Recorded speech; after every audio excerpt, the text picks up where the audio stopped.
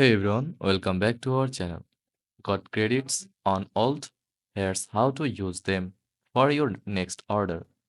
First of all, open the Alt app on your mobile device and log into your account if you haven't already.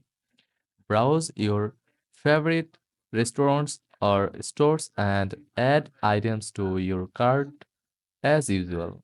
Once you are ready, tap on the cart icon to review your order and proceed to checkout.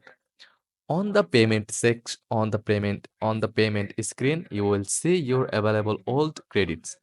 They will be automatically applied to your total, reducing the amount you need to pay. After confirming your payment method and order details, place your order. Your credits will be deducted first before any additional payment is processed. And that's it. You have successfully used your old credits. Enjoy your meal and keep earning more credits for future discounts. Thanks for watching.